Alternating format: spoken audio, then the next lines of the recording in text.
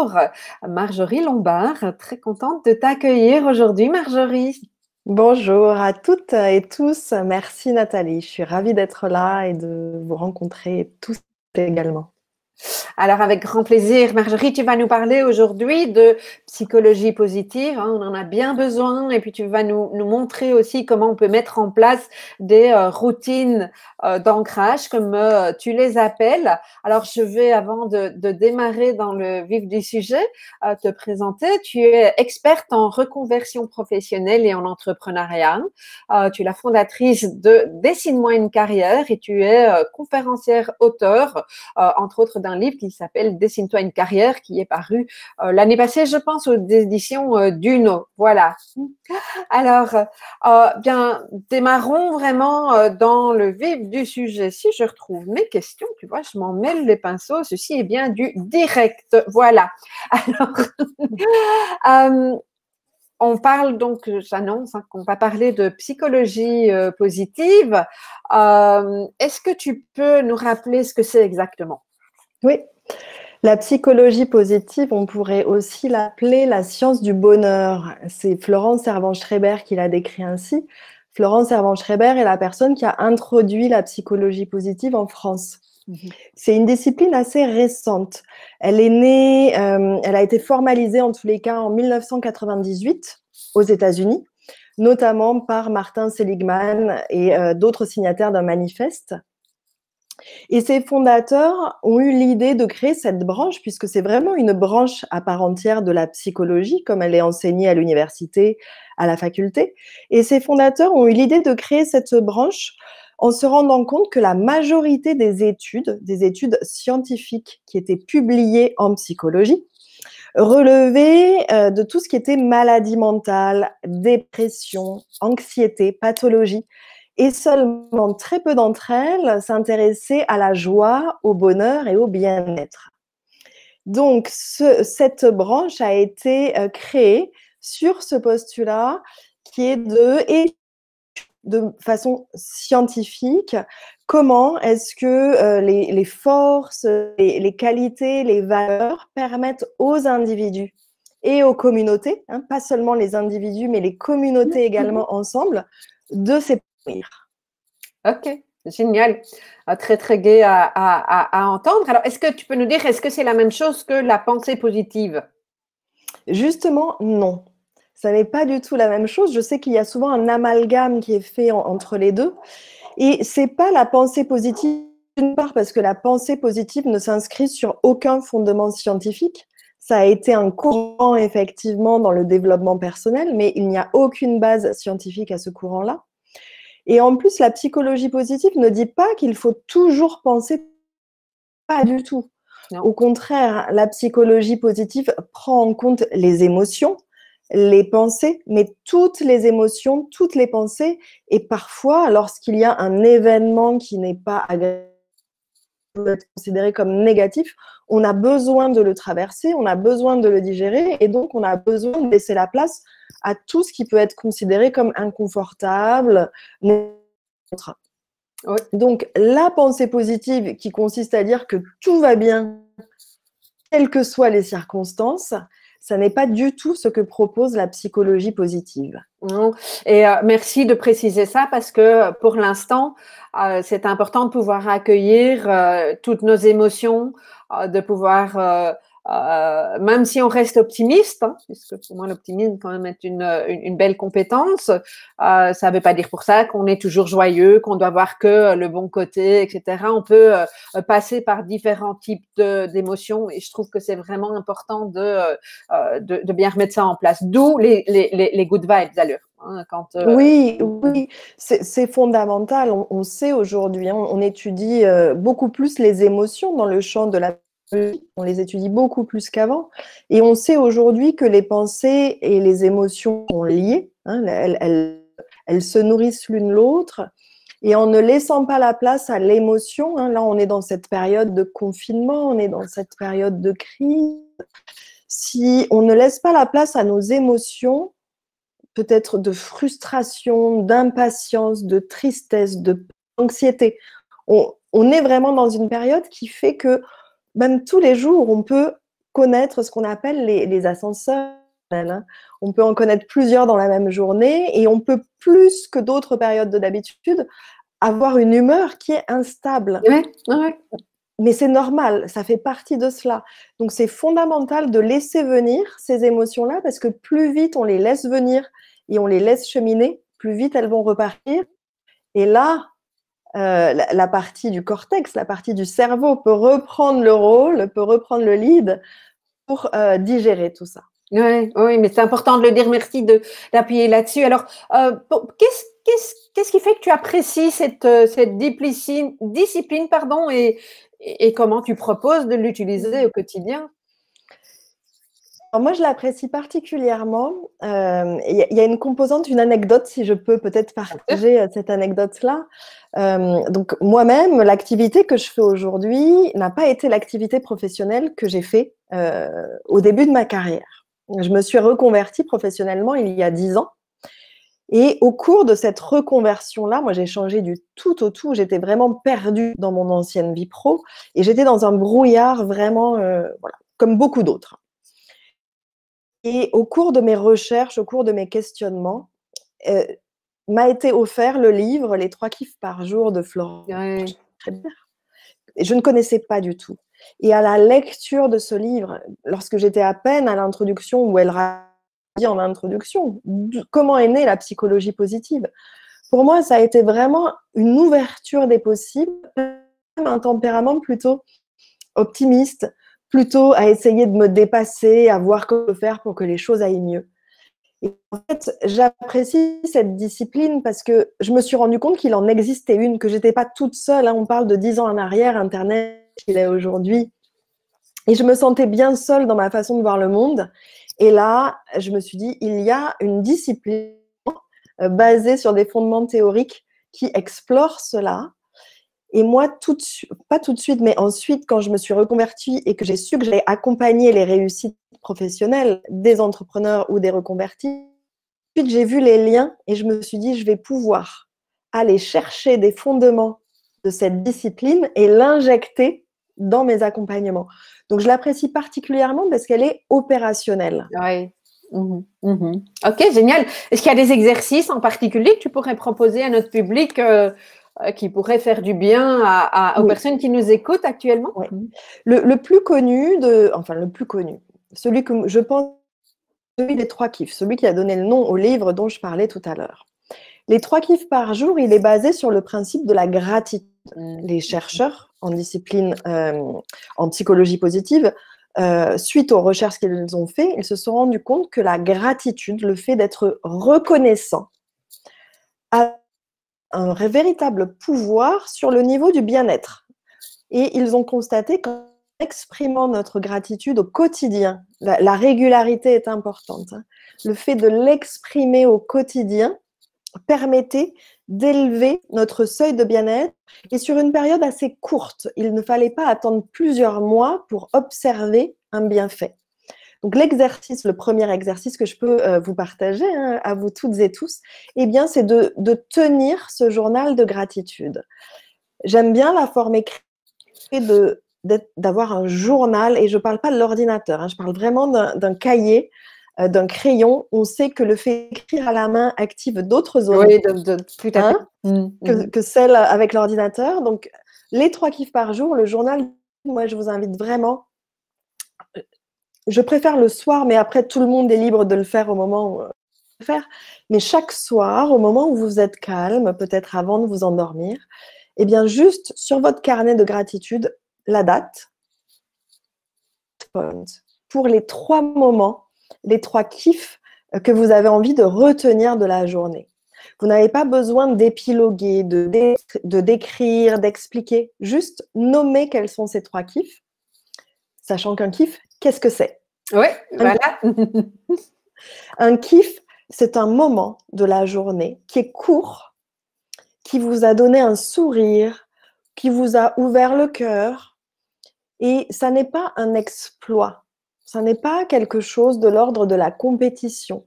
Ça peut, cette période-là où chacun est chez soi et peut difficilement sortir, peut-être par la fenêtre, vous aurez vu un oiseau une nouvelle fleur, un arc-en-ciel. Ça peut être ça, ça peut être ce micro-moment de la vie quotidienne où votre cœur s'est ouvert, où votre cœur a souri, où un sourire est arrivé. Vous avez eu une conversation avec un ami ou une amie que vous n'avez pas vu depuis longtemps. C'est ça. Oui, voilà. C'est simplement ça. Ça peut être quelque chose de très simple. Je peux donner un exemple ce matin. Moi, j'habite un immeuble où il y a 60 appartements et mes petites voisines sont très souvent chez moi, sauf pour le moment, évidemment. Okay, et elles ont école à la maison, comme tous les enfants. Et sa maman n'avait plus d'encre dans l'imprimante. Donc, elle m'envoie un message. J'imprime tout ce qu'il lui faut pour l'école. Et elle me dit, Myriam va venir le chercher. Okay, et donc, en fait, j'ai dessiné quelque chose sur la farce que je lui ai donnée. Elle est venue la chercher. Et alors, c'était amusant parce que dans la manière dont donc j'ai ouvert la porte et on sait qu'on a cette distance d'1,5 mètre. Et en fait, elle rigolait parce que je lui dis, attention, on mesure. Hein. Et puis, alors, elle me dit 30 centimètres là, qu'elle me fait ton bras, il fait combien? Et en fait, c'était très amusant parce que tout en respectant cette distance sociale, en faisant plaisir, parce que la maman était vraiment embarrassée, c'était un chouette moment où on a rigolé toutes les deux, un moment pratique, mais on a rigolé toutes les deux. Donc voilà, ça peut parfois être des choses toutes simples. Donc ce soir, il va être dans mon carnet de gratitude. Ah, absolument. Absolument. Et le double bienfait de tenir ce journal fait que, alors évidemment, c'est important, je le répète, d'être régulier, de le faire vraiment au quotidien. Mais au bout d'un moment, vous pouvez aussi augmenter votre niveau de bien-être en lisant. Et vous allez relire ces kiffs, ces jours, et ça va vous replonger comme une photo, comme quand on regarde les photos des bons. Ça vous replonge dans ces moments-là et ça augmente ce niveau de bien-être. Et donc, est-ce que c'est donc toi tu proposes de l'écrire, d'avoir son journal de gratitude, ou bien ça peut être un journal dans lequel on met d'autres choses? La personne qui tient un journal intime, tu as un conseil à donner? Moi, j'ai envie de vous dire, faites ce qui est le plus pratique pour vous, parce que ce qui est important, c'est de le faire. Donc, si avoir 2 carnets séparés, c'est trop pour vous, faites-le sur un. Si vous avez envie d'en avoir 2, parce que dans un, il y a que la gratitude et le positif, faites-le comme ça, c'est de le faire. Voilà, donc c'est propre. J'aime bien ton intention qui est ce qui est le plus facile pour vous, et l'idée c'est de le mettre en pratique. Donc on lâche la rigidité, on fait ce qui est facile et fluide pour nous en fait. Oui. Ok, génial. Alors tu m'as parlé aussi d'un exercice avec un test gratuit, c'est ça? Oui. J'avais un exercice à proposer si on a le temps.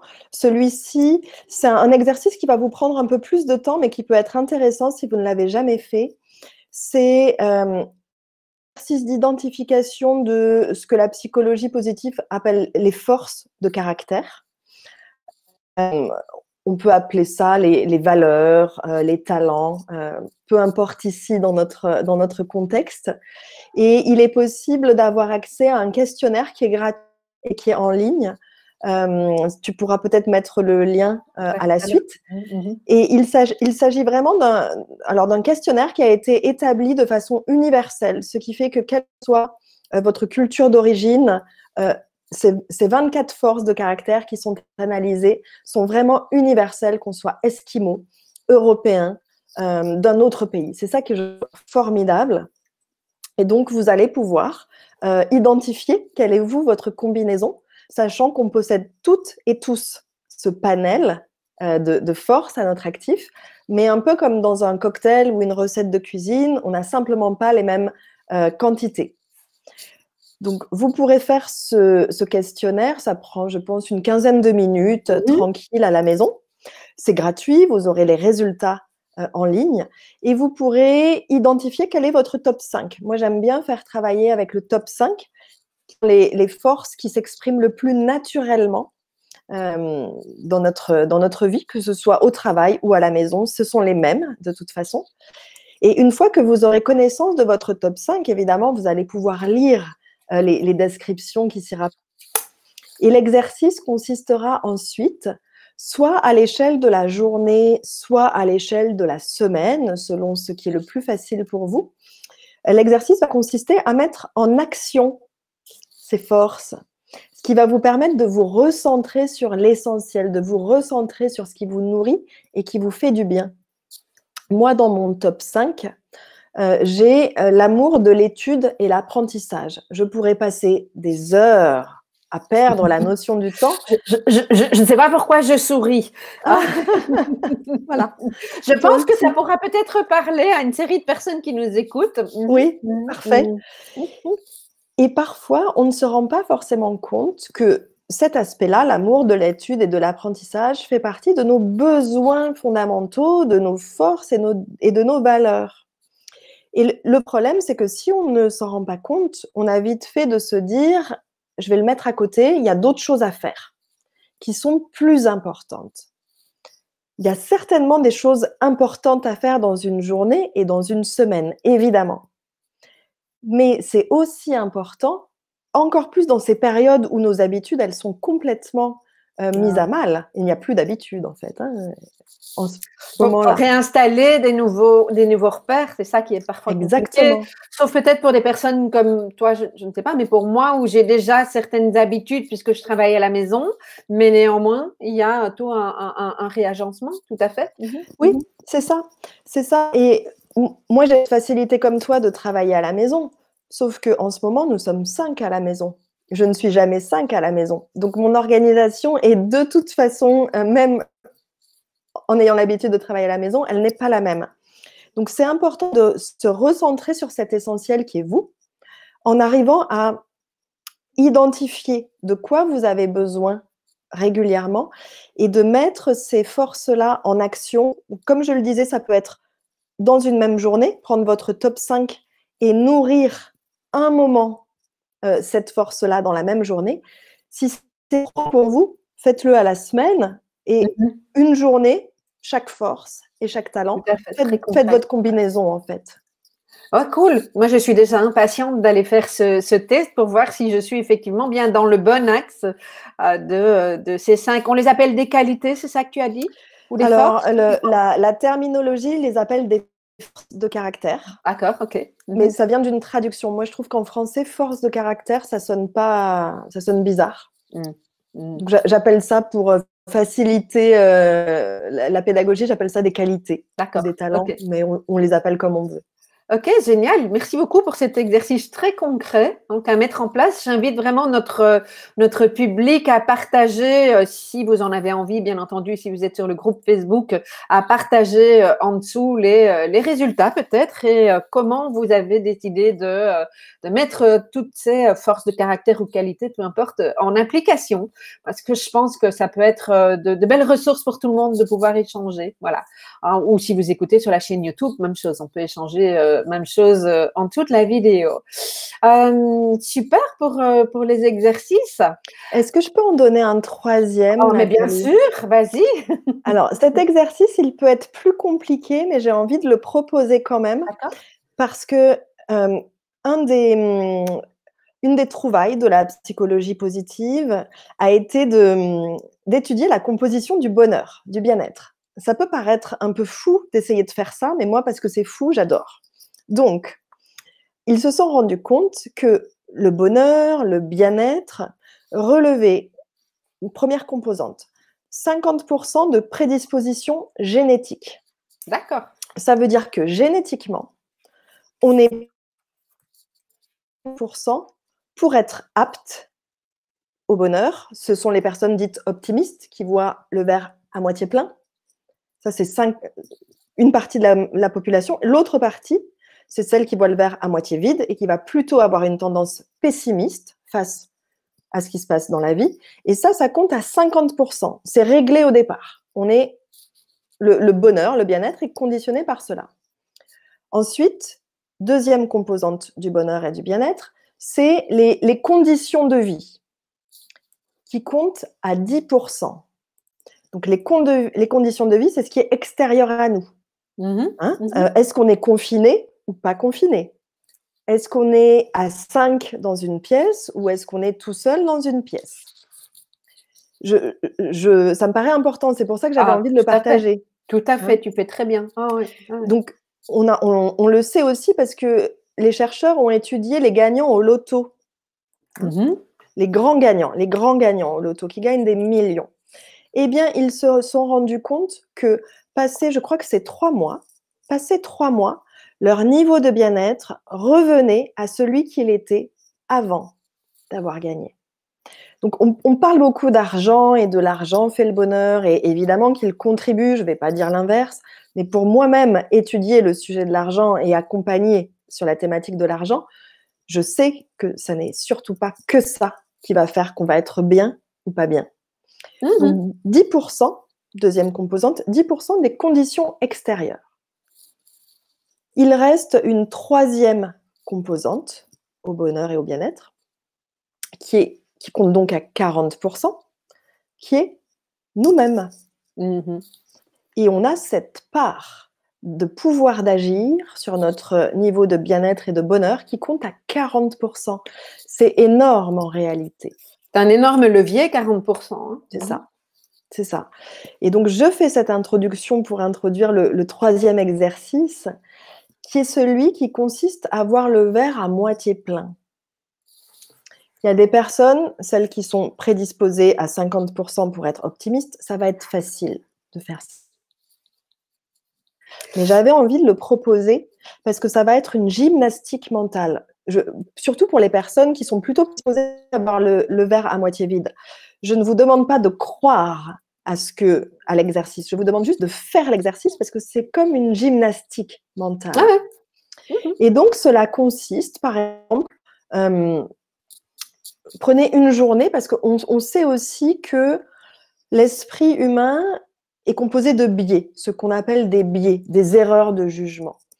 Et très fréquent chez l'être humain, c'est le biais négatif, qui consiste à isoler une chose négative qui s'est passée et en faire une généralité. Donc, en cette période de coronavirus, on va avoir très facilement tendance à chercher les biais négatifs. Oui. On va les attraper comme ça, biais négatifs, biais négatifs. Et donc, ça demande un peu de rééducation, comme si on allait chez le kiné pour l'esprit, pour l'état d'esprit. Et ça demande de la rééducation pour remettre un peu au point zéro, pour ne pas se submerger par ces biais. Donc, un exercice peut consister à trouver un sujet plutôt que vous allez considérer comme négatif, et ça peut être le coronavirus. Je vais faire l'exemple avec le coronavirus. Et ensuite, c'est de trouver minimum 5 impacts positifs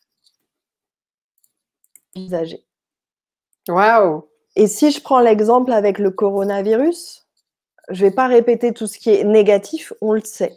Ouais. Mais par exemple, on peut se dire, ah ben moi je suis de l'écologie et je sais que durant cette période, eh bien, les impacts, les émissions de CO2, la pollution de l'air, elle a diminué. Ouais. On le sait et on le voit avec les études de la NASA et d'autres. Hein, quand on voit l'image satellite, c'est flagrant. Donc ça peut être un premier impact positif de cette situation. On peut aussi se dire que comme on a pour beaucoup du temps, pour beaucoup, parce qu'il ne faut pas oublier qu'il y en a qui continuent de travailler et ceux qui travaillent, ils sont dans des situations très difficiles. Mais pour les personnes qui ont ce temps-là, ça peut être prendre ce temps pour appeler, être en relation est très important par rapport au bien-être. Je parlais de psychologie positive, on sait aussi qu'on ne peut pas être heureux seul. C'est très difficile. Il y a peut-être des ermites qui peuvent cela, mais pour la majorité des personnes, on a besoin d'être en relation. Donc, profitez de ce temps-là. Peut-être chaque jour, vous pouvez appeler quelqu'un ou envoyer un mail à quelqu'un que vous appréciez, que vous aimez. Et ça pourrait être un deuxième impact positif. Tout à fait.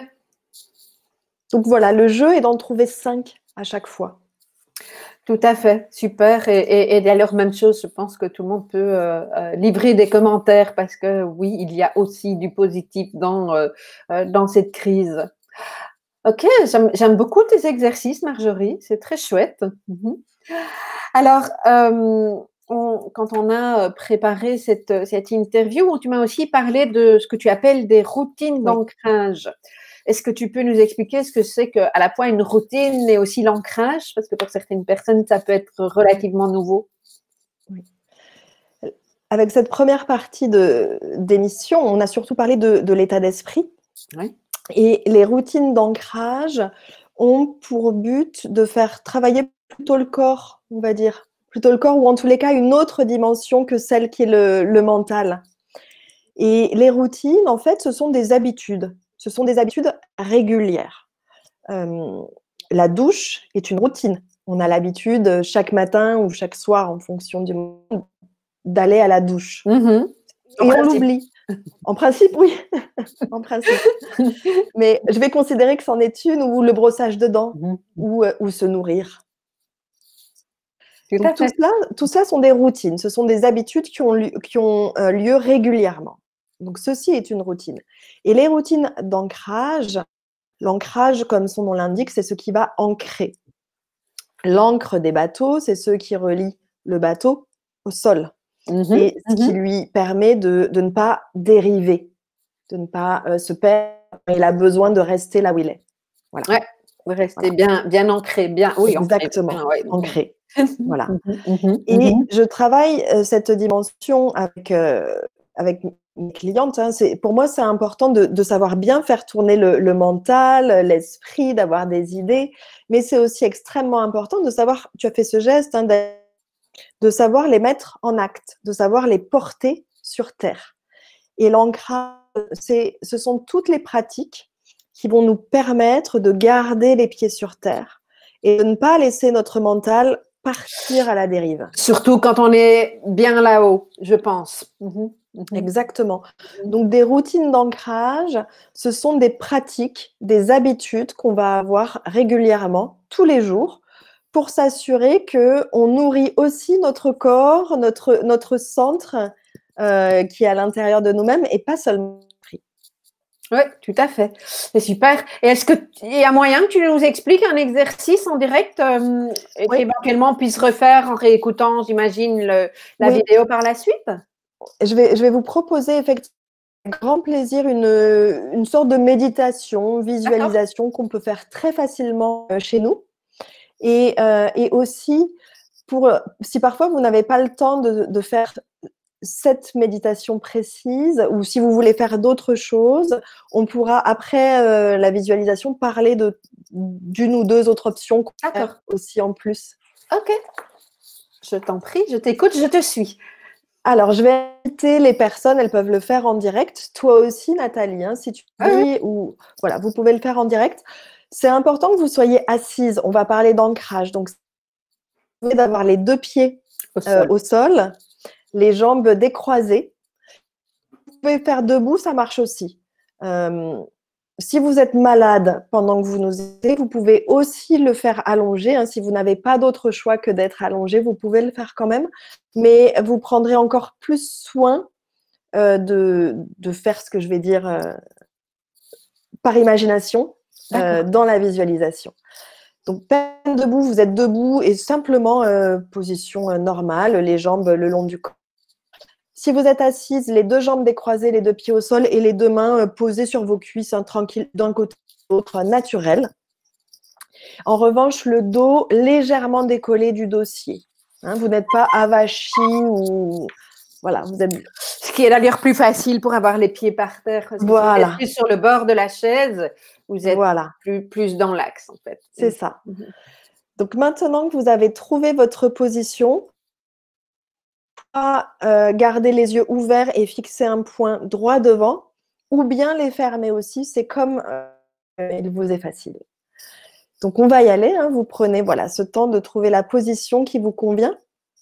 Et puis, les yeux ouverts ou les yeux fermés, vous allez revenir à vous, faire le calme à l'intérieur de vous et prendre le temps de sentir, de ressentir peut-être des mouvements intérieurs, des choses qui se passent, prendre le temps de calmer peut-être les énergies, les émotions. Et puis peu à peu, eh bien, vous allez prendre des inspirations tranquilles, rythme, et de la même façon, expirer comme il vous vient naturellement. Et vous allez encore faire une ou deux inspirations et expirations à votre rythme. Tranquillement. Voilà. Pour faire revenir cette tranquillité et de calme à l'intérieur de vous. Et à présent que le calme est là, eh bien, vous allez vous concentrer sur la plante de vos pieds. Vous allez porter votre attention sur vos pieds.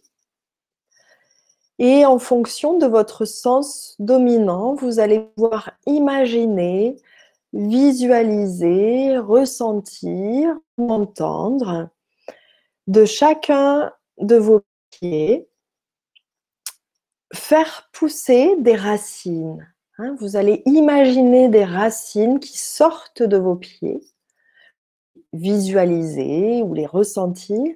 Et ces racines, vous allez les laisser s'enfoncer profondément dans le sol.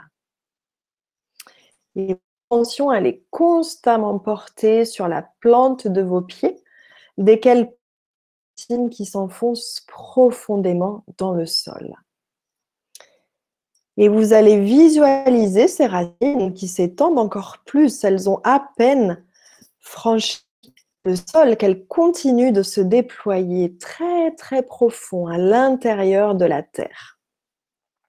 Ces racines s'étendent de plus en plus grosses, de plus en plus nombreuses et de plus en plus profondes. Et toujours en lien avec cette respiration, à chaque inspiration, vous laissez venir à vous tous les nutriments de la terre récupérés par vos racines. Toute cette énergie nourricière qui est dans la terre. Vous la laissez remonter, cette énergie, vous les laissez remonter doucement par les racines, par la plante de vos pieds, puis par vos pieds, vos chevilles, vos mollets, vos genoux, les cuisses, le bassin, la colonne vertébrale, votre poitrine, votre cou, votre nuque, jusqu'à ce qu'elle arrive dans toute votre tête. Et à chaque inspiration, vous en prenez une nouvelle plus profonde et vous sentez toute cette énergie qui monte par les racines et qui nourrit et qui irradie tout votre corps. Et ensuite, avec une lente expiration, vous utilisez toute cette bonne énergie, toute cette force nouvelle que vous venez d'acquérir. Vous laissez cette énergie pour étendre vos racines encore plus loin. Cette énergie redescend par tout votre corps et elle se diffuse par votre plante des pieds dans toutes les racines. Vos racines s'étendent encore plus loin, elles sont encore plus nombreuses et encore plus fortes. Vos racines s'étendent et de nombreuses autres radicelles se créent. Et vos racines ont tellement grandi que maintenant, elles englobent toute la France, toute l'Europe. Elles sont immenses. Et à nouveau, avec une profonde inspiration, vous allez inspirer cette énergie régénératrice et vous la laissez à nouveau remonter dans tout votre corps entier. Dans tout votre corps, à nouveau par les pieds, les chevilles, les mollets, les genoux, les cuisses, le bassin, le ventre, votre colonne vertébrale, votre poitrine, le cou, la nuque, la tête. Cette énergie régénératrice dans toutes vos veines, dans toutes vos artères, et même elle irrigue vos os, vos organes et jusqu'au plus profond de vos cellules. Et vous vous sentez vraiment vivifié, régénéré. Et encore une fois, à l'expire, vous laissez vos racines s'étendre encore plus loin, encore plus loin. Elles se diffusent, elles sont très profondes et très fortes. Tellement fortes qu'elles peuvent faire le tour de la terre entière. Et vous sentez vraiment toute cette force à l'intérieur de vous.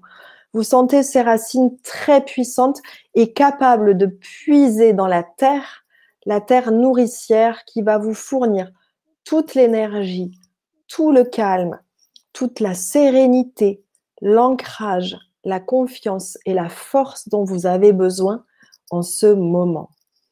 C'est comme si vous ne faisiez plus qu'un avec la terre, comme si vous étiez un arbre planté fermement sur cette terre. Et vous continuez de respirer tranquillement, Et vous êtes comme cet arbre qui ne doute pas parce qu'il est à sa place. C'est un arbre. Il a juste à être là, ici et présent. Et vous vous sentez comme lui, sûr de vous, fort et fragile à la fois, comme ce roseau qui est capable de faire preuve de beaucoup d'agilité, de faire face au mouvement, même quand il y a du vent ou du chaos autour de lui.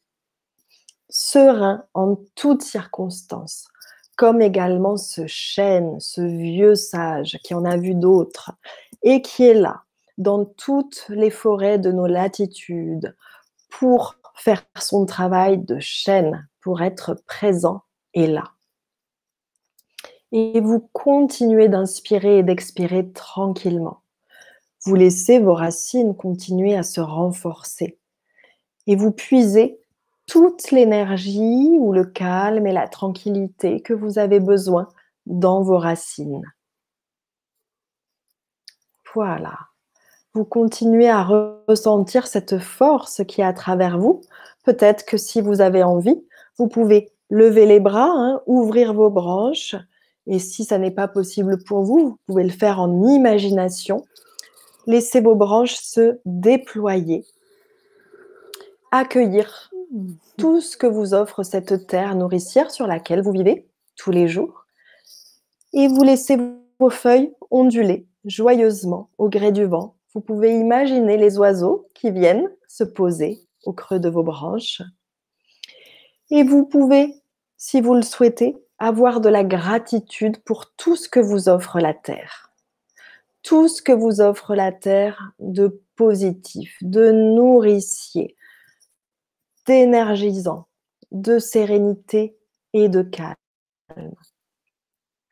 Et vous pouvez prendre conscience de votre rôle qui est complètement lié à cette terre et en même temps du rôle de la terre qui est là pour vous et qui est disponible chaque jour, chaque fois que vous en avez besoin toute la journée pour vous relier à cette terre, même si c'est en imagination ou en visualisation comme nous sommes en train de le faire. Et pour terminer cette visualisation, vous pouvez, si cela vous parle, imaginer planter une petite graine tout au centre de la terre. Cette petite graine qui pourrait être votre intention d'avoir de l'ancrage, d'avoir du calme et de la sérénité, de vous sentir en sécurité, ici et maintenant. Et vous pouvez laisser cette graine diffuser au milieu de cette terre. Elle va y prendre soin, la terre va prendre soin de cette graine, elle va la laisser grandir. Et chaque fois que vous aurez envie ou besoin de vous reconnecter à cette graine, eh bien, vous savez que vous avez les ressources à l'intérieur de vous pour vous connecter à cette terre par vos racines et pour nourrir cette graine de sérénité, de tranquillité ou même de sécurité. À présent, à votre rythme, vous allez revenir à un rythme de respiration naturel, tranquille. Petit à petit, vous allez sentir vos pieds et vos racines qui sont toujours là, qui sont toujours présents. Vous allez commencer à pouvoir bouger légèrement les pieds, les mains. Peut-être, si vous en avez envie, vous pouvez vous étirer, voilà, faire des mouvements de tête, revenir là, être humain après vous être connecté à cette nature. Et voilà, cette visualisation d'ancrage qui peut être fait vraiment, là je ne sais pas combien de temps on a pris, mais voilà, en quelques minutes ça peut être fait. Et c'est quelque chose, moi, que je vous invite à pratiquer tous les jours, même quand on n'est pas dans le confinement. C'est quelque chose que parfois je partage avec les personnes que j'accompagne, parce que voilà, ça peut être, c'est pas une pratique sportive, tout le monde n'est pas forcément réceptif au sport, mais cette pratique-là, on peut le faire quelle que soit notre condition physique, ça prend quelques minutes, et je trouve que le faire au matin particulièrement, ou bien après chaque fois qu'on a perdu un peu la connexion avec l'ici et maintenant, c'est quelque chose qui est très facile à faire. Merci beaucoup. pour cette belle pratique de l'ancrage. Je ne connaissais pas celle-là. On a déjà pratiqué d'autres. Je pense qu'effectivement, il peut y avoir chacun peut trouver sa manière de s'ancrer, mais pour les personnes qui n'ont pas encore connaissance de ce que c'est que l'ancrage, ta pratique peut être super intéressante et à répéter comme tu le dis. Donc, merci beaucoup pour ce bel exercice. Tu vois, maintenant, je suis tout à fait zen. Pas que je ne l'étais pas en démarrant, mais heureusement qu'on termine par ça, parce que c'est plus compliqué de revenir aux questions. Merci beaucoup. Oui. Merci beaucoup, Marjorie. Est-ce que tu voudrais terminer avec le mot de la fin? Je ne sais pas, mais comment voudrais-tu qu'on clôture cette interview? Peut-être je vais proposer 2 autres façons de s'ancrer si on ne peut pas pratiquer ceci, ou si on a envie d'essayer autre chose en complément. Pour les personnes qui ont des animaux de compagnie, vous n'avez juste rien d'autre besoin que d'être à leur contact, parce que ce sont de parfaits compagnons d'ancrage. Donc les caresser, les regarder. Ou ça marche aussi avec les bébés. Les personnes qui ont des bébés là en ce moment à la maison. Le bébé, c'est la même chose jusqu'à même 2 ans. Même 2 ans, ils peuvent être capables de nous ancrer puisqu'ils ne sont que dans le moment présent, en fait. Donc, ils nous obligent à revenir aux fondamentaux et au moment présent. Les personnes qui ont la chance d'avoir un jardin ou un balcon, le jardinage, tout ce qui est le travail à la terre, le jardinage est une façon de vous ancrer. Vous n'avez rien d'autre besoin de faire que de jardiner ou de vous occuper des plantes sur le balcon. Et puis, si vous n'avez ni animaux, ni bébés, ni balcon, ni jardin, ce qui représente quand même beaucoup, eh bien, vous pouvez cuisiner. Vous pouvez cuisiner puisqu'il s'agit d'être en contact avec les éléments naturels. Donc, cuisiner va vous aider à vous ancrer. Et si particulièrement, vous pouvez faire tout ce qui est pâte à pain, pâte à gâteau. Donc, voilà, vous allez pétrir, vous allez vous servir de vos mains. Ça ne sera pas durable puisque vous allez le consommer, mais au moins, vous avez cette possibilité de toucher la matière. Ou bien, vous pouvez télécharger sur Internet toutes les recettes de pâte à sel pour les enfants ou de pâte à modeler. Tu es en train de penser à ça. Je me suis dit, mais pâte à modeler aussi, alors oui, tout à fait. Exactement. Tout ce qui fait que vous allez, avec vos mains, toucher la matière. Ok, oui, donc il y a quelque chose de l'ordre de je malaxe, quoi, qui est. Oui, tout à fait. Oui. Ok. La matière terre, en fait, par dérivé, voilà. Pâte à modeler, pâte à sel, pâte à cuire, sculpture, argile. Voilà. Oui, tout à fait, ça fait tout à fait sens. Je n'avais pas fait ce tel rapprochement, donc merci beaucoup, merci. On a quelqu'un dans les commentaires qui nous dit marcher pieds nus. Oui, je pense qu'effectivement, le fait de marcher pieds nus et d'avoir la conscience de la plante des pieds sur le sol, excellent. Dessiner les mandalas, qui fonctionnent aussi. Est-ce que c'est une technique d'ancrage pour toi, ça? Je ne la rapprocherai pas à l'ancrage parce que pour moi, elle fait appel à d'autres éléments que l'élément terre, celui qui permet de travailler l'ancrage. En revanche, c'est une excellente pratique pour revenir au calme. Tout à fait. Et pour revenir à soi. Je partage ça. Je ne la mettrai pas dans la catégorie. L'idée n'est pas de catégoriser, mais ancrage, mais c'est excellent, effectivement, pour redescendre de la terre. Oui, pour refocaliser l'attention. Oui, pour focaliser l'attention. Oui, voilà, et refocaliser l'attention. Oui, tout à fait. Jouer de la musique, piano, guitare? Alors, c'est la même chose que pour les mandalas. On n'est pas sur l'élément terre, on n'est pas en train de travailler la terre. Là, on est plutôt aussi l'élément air, puisque ce sont les notes de musique qui partent. Mais si ce sont des pratiques qui vous calment et qui vous apaisent, allez-y. Mais voilà, c'est exactement ce que tu disais tout à l'heure. Ce qui est important, c'est de pouvoir s'écouter et de voir ce qui nous fait du bien. Ok ? l'ancrage fait partie aussi, je pense, d'une certaine hygiène de vie. C'est important, en particulier pour nous qui avons tendance à être quand même assez souvent dans la tête. Mais il y a une panoplie de choses qu'on peut faire qui vont être adéquates pour différents aspects à travailler sur nous, je pense, et à tester. C'est peut-être justement l'occasion, un des points que tu parlais tout à l'heure, de voir ce qu'il pouvait y avoir de positif dans ce confinement. Bien peut-être que justement, c'est de tester toute une série de choses auxquelles on n'aurait pas forcément pensé. Oui, tout à fait. Ouais, génial. Un grand merci, Marjorie, pour cette intervention plein de choses concrètes. J'apprécie particulièrement parce que je pense que c'est important pour le moment en particulier de se rattacher à du concret, de savoir qu'est-ce qu'on va faire. Il y a vraiment quelque chose qui revient à la base là. Donc voilà, merci beaucoup et je te dis à très bientôt.